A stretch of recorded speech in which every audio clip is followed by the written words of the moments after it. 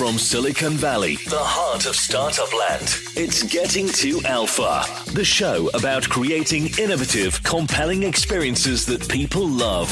And now, here's your host, game designer, entrepreneur, and startup coach, Amy Jo Kim. Cindy Alvarez is an expert in customer research and iterative development. She's the author of Lean Customer Development, a hands-on guide for validating product and feature ideas.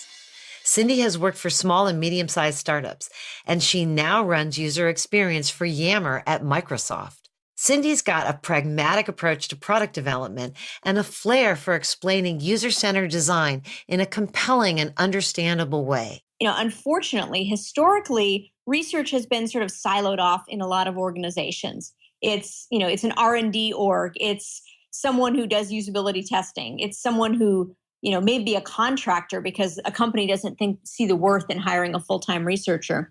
And often, comes from a sort of more academic tradition, which is less compatible with the sort of startup, lean, mean, experimental.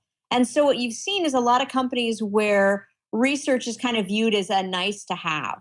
And so, when I talk about customer development, the reason that I really liked that as a phrase is because it ties it back to being part of the decision-making process. And I think that's one of the things that I brought into Yammer and I've been trying to evangelize to other parts of Microsoft is that you have these people who know how to do this. The problem is that they're not sitting elbow to elbow with the decision makers. And so the really awesome insights that they're coming up with are not necessarily making it into the product. And better yet, they're not necessarily allowing someone to say, hey, this thing on the roadmap, I don't think we should build this. I think this is a waste of our time and not where we should be focusing attention. And that lack is what really sees companies' advantage being dulled. And so if there's anything that I hope has happened through lean customer development, it's making more people, the people in the seat of decision-making power, realize that, hey, this is really important.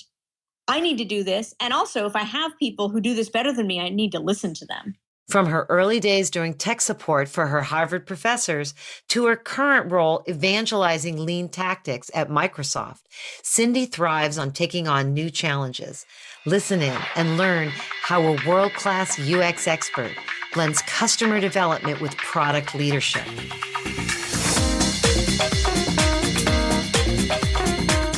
Welcome, Cindy, to the Getting to Alpha podcast. Thanks. It's great to be here. I'm really excited to dig in and learn more about your background and how you see the world. For those who aren't familiar with you, give us a whirlwind tour of your background. How did you first get started in design and tech? And what were the key pivot points for you along the way that led you to where you are now? Sure. I think I started out as someone who might be one of the least likely to be in tech. In fact, I joke that in high school, I remember looking through those college books, dating me perhaps that we had the physical books that you could check out from the library with the 100 best colleges. And I remember looking and thinking I didn't want to apply anywhere that had a computer science requirement because I just really hated computers. So that was an inauspicious start. And what happened is I went to college, I went to Harvard, I wanted to study psychology. I've always been really interested in people and how they behave. And I had every intention of being a professor. And as it turns out, I think no one is more glad than me that I ended up taking some experimental classes and getting some bad grades that knocked me out of grad school consideration, because I think I would have been a miserable academic. But anyways, in college, I quickly realized that I was going to need a computer to write papers, and I got it. And it was the most expensive thing I'd ever bought. And I realized that it would just be idiocy to own this incredibly expensive thing and not know anything about it. And so I started playing with it. And it was fascinating. And I just became incredibly fascinated with the computer and how it worked and taking it apart and messing with programs. And, those people who are, old school Mac geeks will recognize that, I discovered ResEdit and it was the most fascinating thing ever. And then with my newfound knowledge, I got an on-campus job in tech support. And I think that was the moment when I realized I was working in tech support in the psychology department. And I was working with these Nobel Prize winning professors, these incredibly brilliant people who could not figure out where their document went or how to get it to print. Oh my God. And it wasn't their fault. It was inexplicable. You'd get these error messages that were meaningless, or, they would save somewhere and then they had no search capability. There was no visualization. It was this realization that people's behaviors are very situational, and technology was this incredible thing with all this potential, but it was really cutting off access to a lot of people because it was so inhuman. And so I wanted to make it more human. Wow, that's your awakening. Yeah. So then what happened? I worked tech support. I started making web pages for people. Again, dating me, the graphical browser. I was using a pre 1.0 version of Mosaic, and then Netscape came out and people started making websites, and I was one of them. And so that was another thing of interacting with first student groups and then small businesses who liked the idea of a website, but it was this intensely difficult process with lots of steps, and you needed lots of arcane knowledge to actually create them. From there, I was kind of hooked. After college, I worked as a network admin for a year, but I'd always really liked design, so I started doing design for startups. And I started doing visual design and then interaction design because I really wanted to get more into the story. And then even with interaction design, I found myself sometimes designing stories that I didn't really think ought to be written. And so I started doing more product management. And somewhere along the way, I stumbled into this opportunity to, instead of running product for a startup, to build a research culture at this rapidly growing startup, Yammer. And so I joined there. And then about a year later, we got acquired by Microsoft. And since then, I have been working at Microsoft, which is something that I also would never have predicted for myself. Wow, that's amazing. So along the way, you wrote a book called Lean Customer Development that is very well known and is teaching a lot of people really valuable skills. What prompted you to write that book and share your knowledge in that form? I've been in startups my entire career until Microsoft. And I think even before there was really a defined role for it, I saw the need to talk to customers, find out what their problems were, find out what we could sell them, basically. One of those early startups was a company called Yodlee, which made financial applications. When you're selling to banks and credit card companies, their sales cycle is incredibly slow. And so you might get a meeting with someone every 12 to 18 months. And if you don't have something they want to buy, you don't get to talk to them again for 12 to 18 months, which is a long time in the life of a startup. And so I started figuring out how could we make sure that we were presenting something compelling to, the Bank of Americas and the Citibanks of the world, all of whom, felt rightfully that, they knew their stuff and they didn't necessarily want to hear from, this piddly startup. And so one of the things that I did was to go out and find customers of our customers and talk to them directly, which, it's not that hard to find a bunch of Bank of America customers. And so we could walk into a sales meeting and pitch a product. And when they kind of said, well, we don't really know if our customers want this, I could say, well, actually they do because I talked to them and here's everything that they said about it. And here are the pain points they have currently and how we can address it with this product. And it really changed the tenor of sales calls. And I realized the power in that. And so that's something that I brought with me, to other startups. And then it happened that, one of the next ones was Kissmetrics. And one of our advisors was this guy named Eric Ries, who was writing a blog post about this thing that he called the Lean Startup. And, he wrote a book, he started a movement that's gotten kind of crazy from there. And one of the things that, one of the tenets of that is this promise of customer development. So basically the notion that you should build your customer base before or along with your product, which is really entirely backwards from the way most people had been doing it. And then what happened?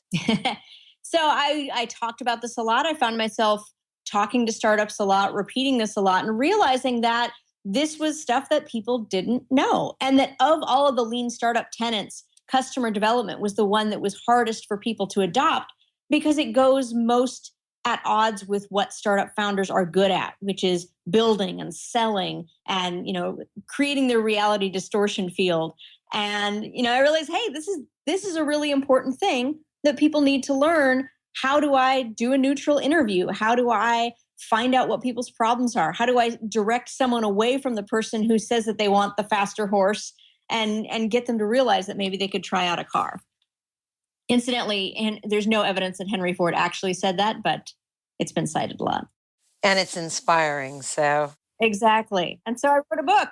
Yeah, which was fun, but incredibly long and time consuming. So is that something you're planning to do again in the near future or not so much? I think writing a book is kind of like having a baby. You need a few years of amnesia to kick in so you forget how bad it was, and then maybe you'll do it again.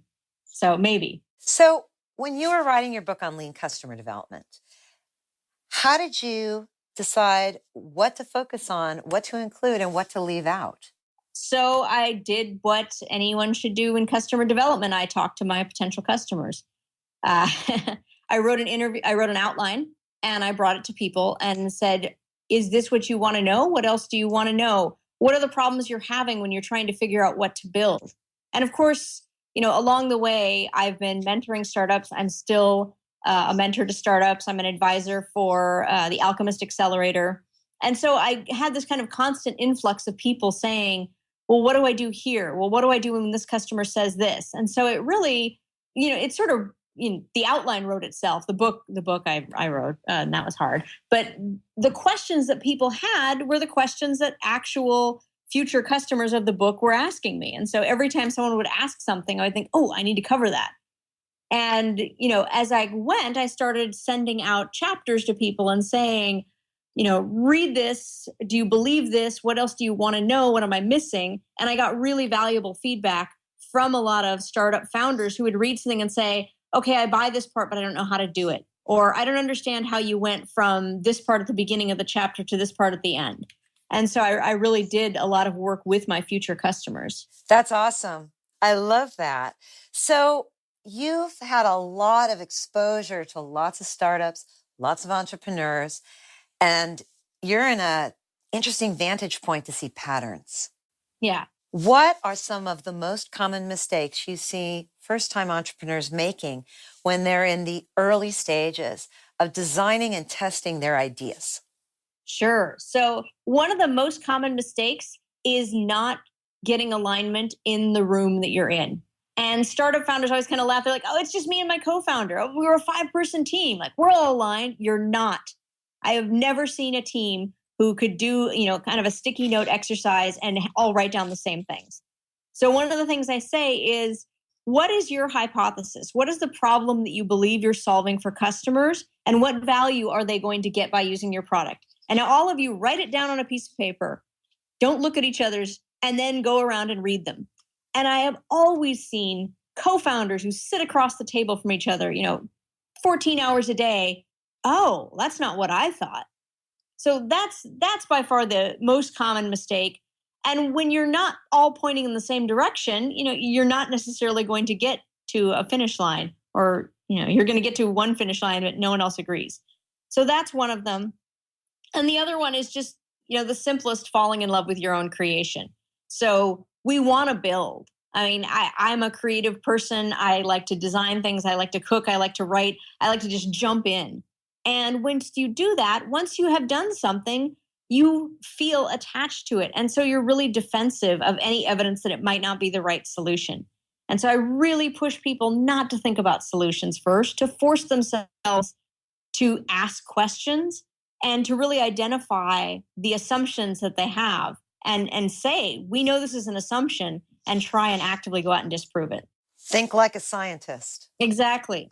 That's my catchphrase. And I think what's been awesome about seeing the ripples of the pebble in the pond that the lean startup did is so many people understanding this fundamental experimental approach, which has customer discovery in it. Mm-hmm. So it's actually learn, measure, build, not so much build, measure, learn. I completely subscribe to that. I have my own way of teaching it based on long-term engagement.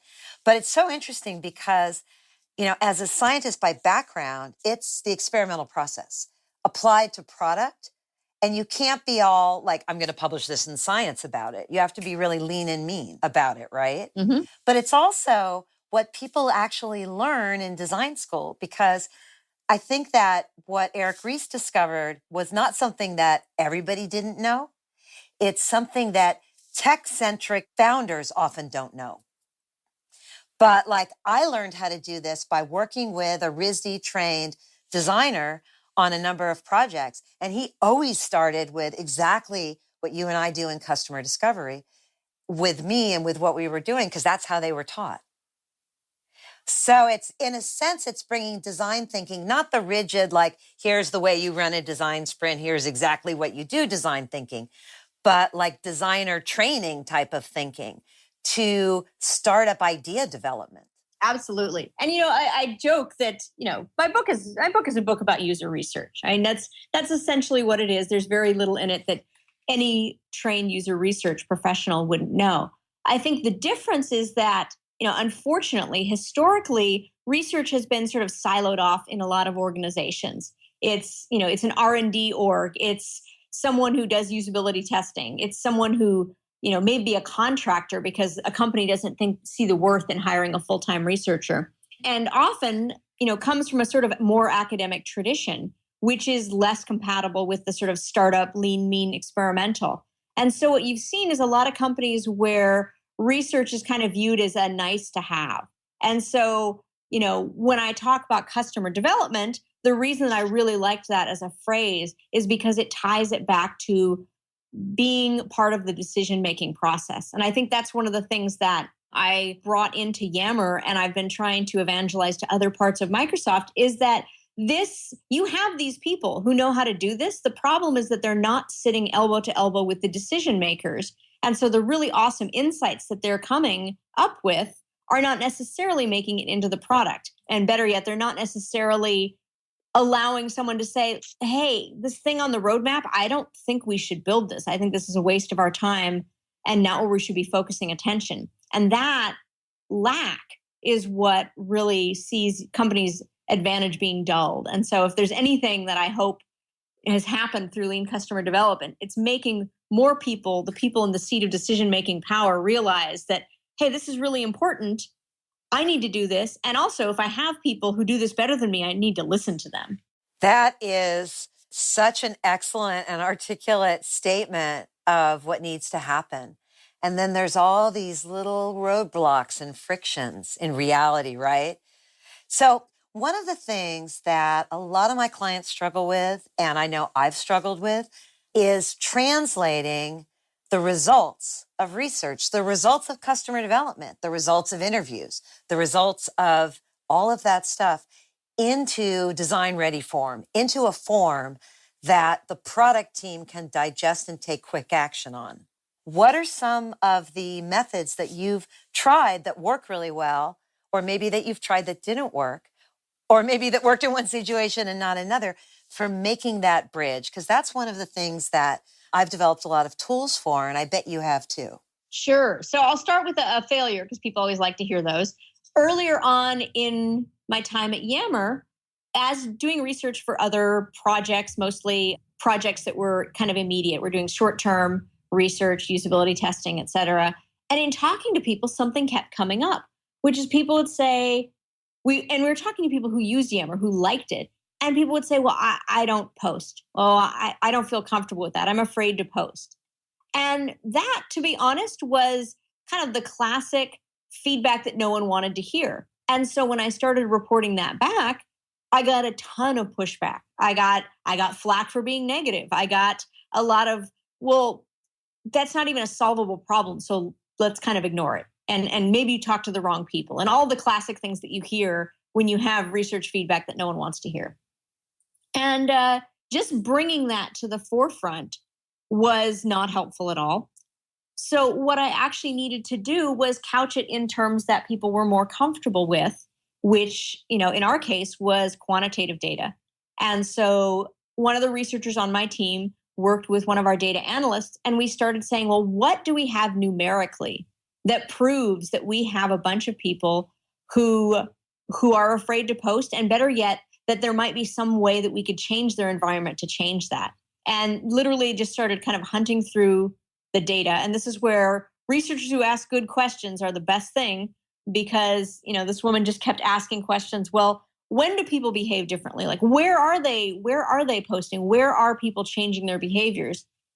And we found, some things that really should be common sense, but, so little actually is, that people posted much more in private groups, that the smaller the group was, the higher the percentage of people who posted. And so now we started seeing some patterns. It's not that people aren't going to use this. It's that we're asking them to do the equivalent of get up on stage and do a dance. And most people don't want to do that. And if we give them, the equivalent of the closed karaoke room with just 5 of your friends, then people are going to get up and sing. And so it really had to be find the pattern, prove it in a way that people will feel comfortable accepting that, and then start looking for solutions. And I think that's really been the biggest thing when I talk to other research teams at Microsoft is you might not be a product manager, but you need to think enough like a product manager that you can come up with plausible solutions. And they don't necessarily need to be the solutions we will adopt, but people need something to react to. And so you might be completely wrong, but if you give someone a wrong solution, they're better able to say, no, we'd never do that. We'd do this instead. But otherwise, you'd never get that. We'd do this instead. Got it. So when you find patterns in the data, whether the data is coming from interviews or the data is coming from usage, are there ways you've learned to present it to the team and to stakeholders that are particularly effective? Yeah. For one, qualitative information will never be quantitative, and you don't do any good by dressing it up in those clothes because people will pick holes in it. So, I never say everyone says this. We don't say, 87% of people. That's putting math clothes on qualitative research, and it doesn't hold up. But storytelling, here's a pattern we've been seeing. We've talked to a variety of people in a variety of industries, and they all had this problem. And here's how we know they had this problem. Here's what we observed. Here's how we tried to disprove that maybe they actually have a different problem. And the fundamental, issue is they have this problem, and we thought about what solutions could we possibly do, and here are a couple of solutions that might address that problem. So it's a story, it's open-ended, it's suggesting something actionable, but it's also not dictating because no one likes that either. Have you ever tried using a job story format to express that exact thing succinctly? I feel like we do a lot of oral storytelling here, so I love the jobs to be done framework. The nature of Yammer's culture is such that what has worked for us has been a lot of storytelling. We used to believe this, then we talked to people, now we know this, here's what we should do next. How do you integrate play testing and prototyping into your development process?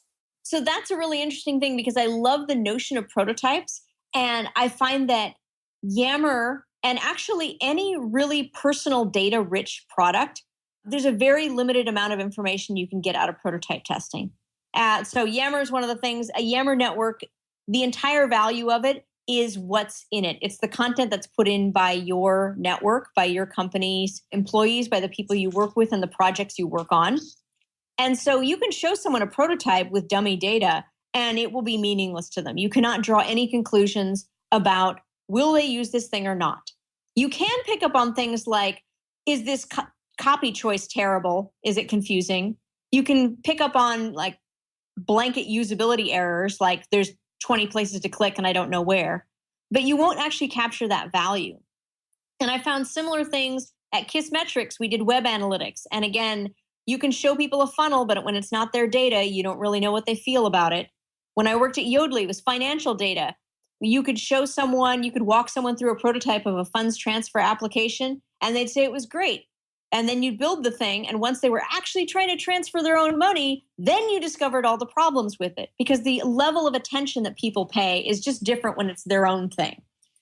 So we do prototypes to explore ideas, to uncover low-level usability issues, and to suss out copy, and to really test our own notion of storyboarding. But for usage, the only thing we found that works is actually, building an MVP and putting it in front of people. Yep. And that's where companies who have a nice, clean API so you can build a quick prototype against that data, really win.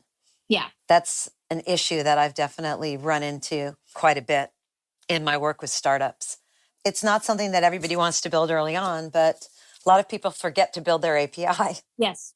So you've had this fascinating range of experiences that go through, tech support and UX design and product management and deep usability and customer development knowledge and hands-on expertise.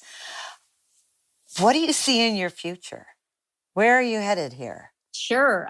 So I think the most interesting thing I see is the potential of scaling this out. So as I mentioned, I'm at Microsoft, not where I would have envisioned myself, but it's a really fascinating time at the company because we've had a recent leadership change and there's really a big cultural change undergoing of, wait, we need to listen to customers. We need to be more experimental. We need to learn. In some regards, we missed the boat on a couple of things, the internet for one, and then mobile. And there's some things where we're behind. And I think introducing that humility has been really interesting. So I see it as I work at a place right now that has over 100,000 incredibly smart people, most of whom don't know how to do what I do. So if I can find a way to scale some of what I do to that immense organization, I just think that's incredibly exciting. Like what could we do if we actually talk to our customers? Wow, I have some ideas on that. We should talk. And I know, are exploring those conversations. And that would be amazing to be able to really scale it. And I got to tell you, it's not just you who has that problem, right? How do you actually scale that special combination of knowledge and technique that makes change, makes transformation? Yeah. So much of it is not just the skills. I do a workshop for companies on customer development. It's your pretty standard, here's why you should talk to customers. Here's the kinds of things you should be asking. We'll do a mock interview. We'll figure out what we learned from it. And that's kind of your entry level. And I recently started doing a second one, which is sort of okay, you started doing customer development. Now here's all the problems that you're running into. And I know you are. And here's how to overcome them. And it's been kind of funny because, I started out and there was this collective moment where everyone was like, oh, we thought it was just us. And I was like, yeah, I'm sorry. You can know how to do an interview and do a really brilliant set of interviews and still have a hard time turning that into product because there's a whole lot of other stuff that happens, like we talked about earlier. How do you deliver what you learned in a way that people will accept it? How do you say, okay, what are we going to do today? How do you break down some big finding into what do we do this week and next week? And how do we know that we're still on track? How do you deal with people who say, frankly, I don't want to change? Like I was good at doing my job the old way. And now you're asking me to do something that's less certain and it's chaotic. And, I don't have 18-month roadmaps and I'm really uncomfortable and I'm going to try and subtly undermine you. That's what a lot of companies, and not just big enterprises, I see this in startups too, are dealing with. Yep. And there's a whole army of people stepping up to help them. It's the ripples in the pond of lean startup and also agile. People that there's been agile coaches for a while, and many of them are very knowledgeable about lean startup and, their specialties, and people that have a lot of organizational change experience. That's being transformed by all this, sort of customer development first effort. So that leads into a question I have. How do you think of your superpower? What kind of projects light you up the most? What's that nugget of, just energy that's your superpower? Oh, let's see. I love learning what people are having problems with and trying to figure out what can we do about this? I'm super tactical, strategically, what's my 1 year, 5 year plan? I don't know. But put me in front of here are people who have a problem. They know they have a problem. They don't know what to do about it. How do we figure out what the problem is? Figure out what has worked in the past, figure out what their limits are and get them over it and actually make progress in that day by day. So it's a very, I guess it is a very coaching sort of relationship, but, I love building things, but I think fundamentally what I get really excited about is seeing people who are faced with a problem and helping them overcome it. I love that it goes back to your creation story in tech support. It loops right back to that because that's what you were doing, what you just said. Yeah, how people behave is fascinating.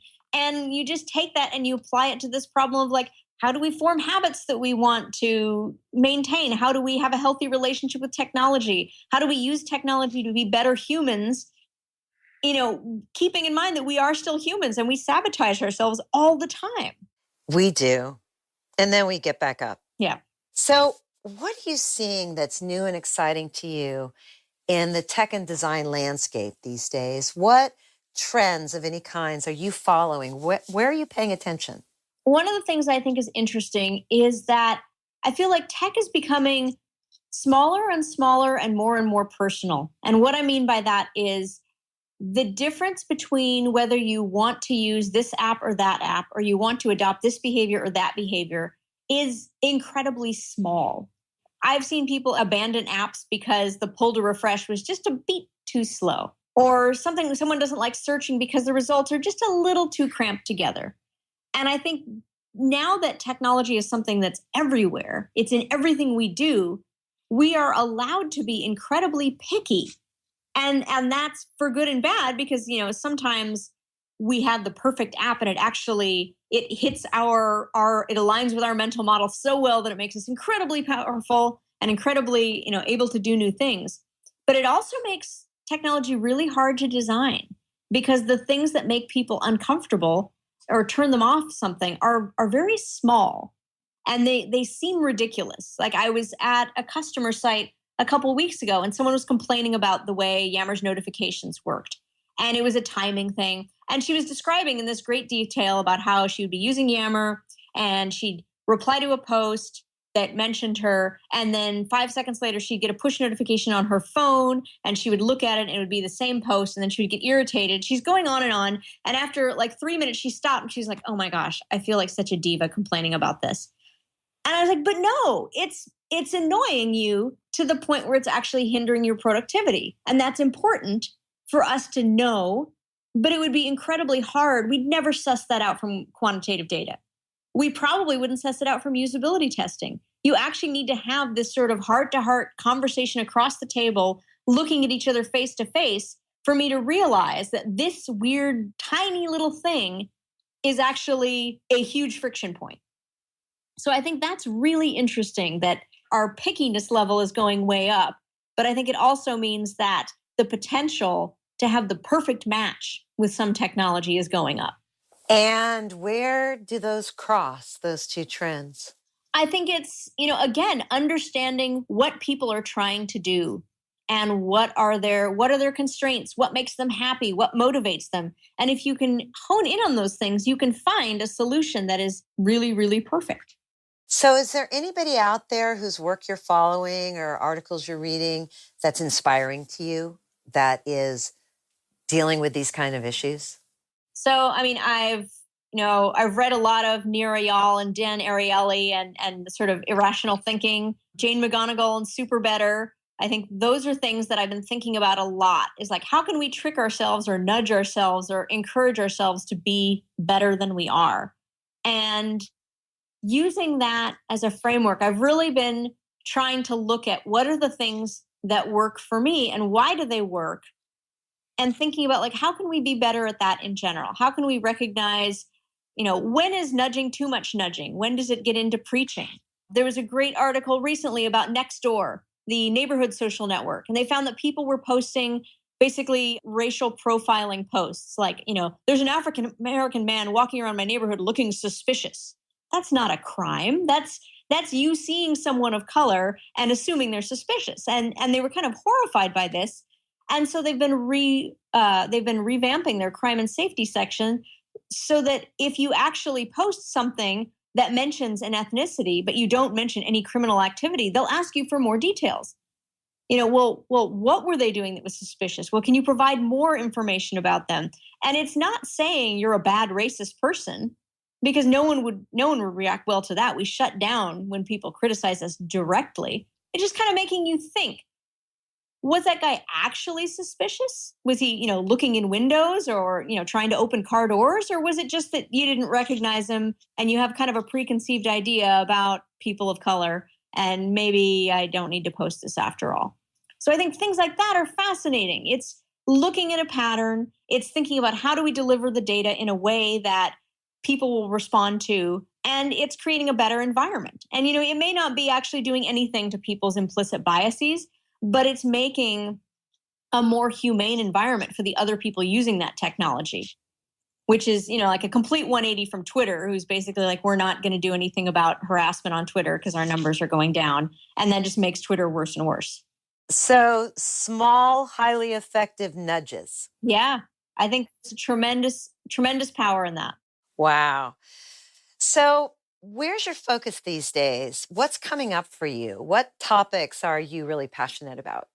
Oh, in addition to getting people to be their better selves, I find, one of the things I feel like we're a little behind on the think pieces, but I've been playing a lot of Pokemon Go and I really like that right now. And I think there's something really interesting about the stories that came out just after it was released about all the people who are going out and walking more because they had this like really fun little nudge to go do it. And I think there's things about the gameplay of Pokemon Go that could definitely be improved, which is to say there's not much gameplay, but it is a motivating factor. And I find that, I use that. I use Fitbit, which has like the 7-day rolling leaderboards of who's walked the most. And I use a couple of other apps that will nudge me to get a little bit more exercise. And that's a healthy thing. And I think that one app on its own isn't motivating all the time, but I kind of rotate between them. And so I always have some ridiculous external factor that's making me go out and, walk another half mile or something. And I think, I'm actually fairly active anyways. I run.